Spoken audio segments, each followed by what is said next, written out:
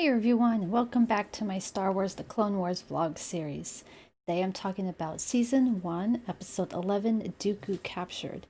This, so a lot of these episodes so far, there's been some little mini arcs, episode, like 2 or 3 episodes in a row that follow a specific plot line.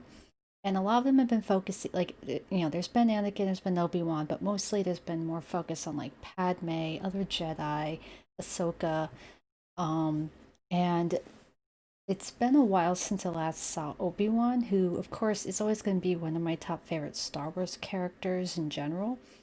So it was nice to see him again. He's teamed up with Anakin in this one, so we get more of their banter and their contentious, headbutting at times, which that's always something that I liked seeing the interactions between them in any Star Wars media I've ingested. So, definitely an episode with a lot more high points compared to some of the other episodes I've seen. The only issue with this episode is that it feels like there was supposed to be an episode or two before this.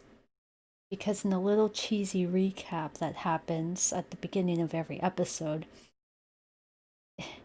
like the scenes it was showing and the way it was describing what happened like looked like it should have been actually like another episode. So this is probably the biggest issue with um this whole the episodes on Disney Plus not being in chronological order. But I mean, it's not that big of a deal, but it just things like that become glaringly obvious when you're seeing the recaps. Because like the recap showed like them confronting Dooku, and then Anakin gets captured, and this episode starts right off with Obi-Wan getting onto the Separatist ship, freeing Anakin, which turns out it was actually part of the plan. Um, they had Anakin deliberately get captured and not have his lightsaber with him so that it would be more obvious. And they try to go get Dooku. Dooku gets away. Get more banter between Anakin and Obi-Wan. Like Obi-Wan on the ship, they're escaping. Like Obi-Wan is a good shot, but Anakin's the better pilot. So, um, but then they all three of them end up crashing on a planet, and they don't see Dooku in his ship, so they go and explore some caves. They get trapped in there because Dooku causes some cave-ins. He takes Anakin's lightsaber, and he manages to get out. So they're stuck there for a while while Dooku leaves, and when he comes back to his crashed ship, he sees that there's a bunch of pirates there rummaging through his stuff, and um, he has them give him transport off of the planet. But when he gets to their planet, he finds that they had, probably through sleight of hand, taken both his own and Anakin's lightsabers, so he's outnumbered and he just, he surrenders. He doesn't make, like, oh, I'm more powerful than just a regular Jedi, but he seems to surrender with some level of dignity, even though he's not happy with it. And the pirates decide to contact the Republic for a ransom because they're like, oh yeah, the Separatists would want you back, but the Republic probably will pay us even more. Um, and then they have a deal where it's like, okay, we can prove to you that Dooku is in fact in our possession by if you send 2 Jedi who are unarmed. And Anakin and Obi-Wan do get out of the cave with the help of Ahsoka, and it's those two, Anakin and Obi-Wan, who go to this planet to see Dooku. Verify he's there. He doesn't look very happy at all. The pirates try to drug them at their banquet, but through the forest they switch cups and they're all good. So there's gonna be maybe another episode or two. I think yeah, it looks like there's only one more episode in this little story because the one after that looks like it's its own thing, another plot point. Um, but yeah, So this was definitely a more enjoyable episode, and it's of course more enjoyable because Obi-Wan is featured prominently in it, and I always have liked Obi-Wan in the movies and like in all the movies and even in Gendy's Clone Wars miniseries. So he's going to be one of those characters who will immediately make an episode better for me. I just always like Obi-Wan's like kind of sassiness, you know? He's always had that, even as old hermit Ben on Tatooine. Um, so that's a plus. I'm glad that at least the writers are keeping Obi-Wan like very likable, and even though Anakin's not like my favorite character at all, like I do like the interactions between Anakin and Obi-Wan, whether it be their playful banter, poking fun at each other, or them arguing with each other and butting heads and all that. Um, so yeah, and looks like Anakin is without his lightsaber right now. It seems like the running gag throughout um, the the movies, like from episode two.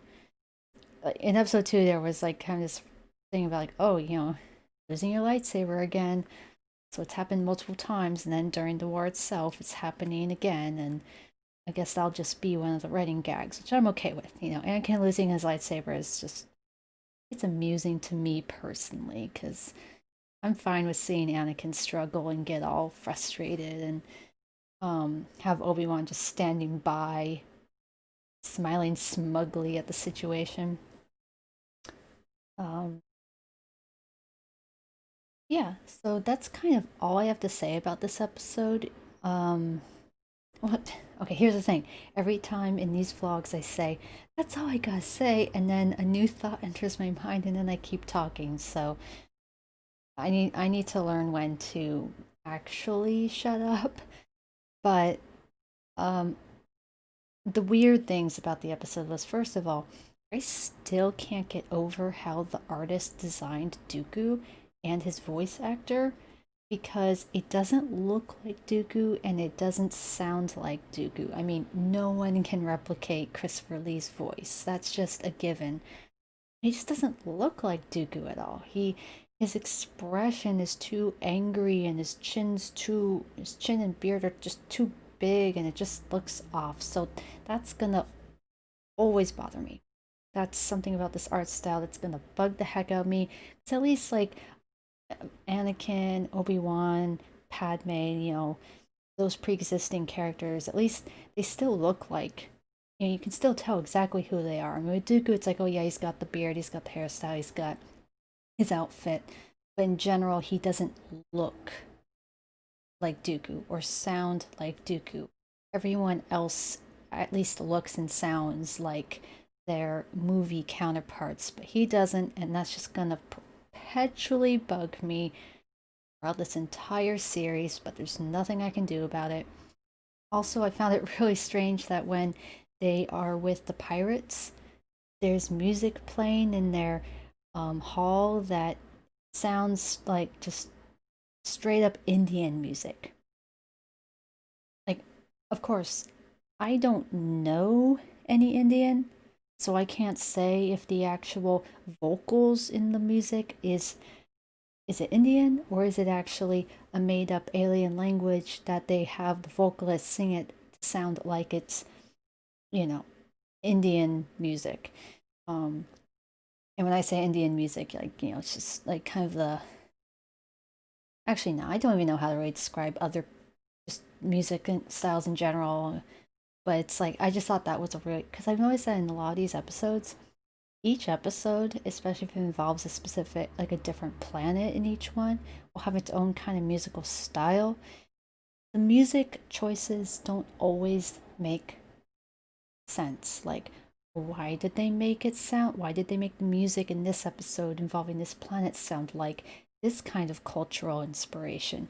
Why with the pirates? Why does it sound like it's Bollywood Indian like music? Like, I don't know. I mean, the variety and the way that there's not always like consistency when it comes to like these other cultures is just kind of strange. Like it just doesn't make it feel super cohesive, and it just feels like, oh, let's just make it have this kind of musical theme and has no kind of logic to it. Um, I mean, I'm fine with the way the music sounds. I just think that a lot of the music has not always had any sort of context behind it. But it's a TV show that ends up going for 133 episodes. They have to throw in some music. They have to throw in music somewhere. So it just is what it is. Um, but yeah, so I guess in the next episode, I will find out if they're able to get DOOKU out of there. Of course, DOOKU's going to have to end up escaping at the end, um, and get back with the separatists somehow. So I'm just gonna go straight into that episode during this whole kind of binge I'm doing, because I'd rather keep all my thoughts on this.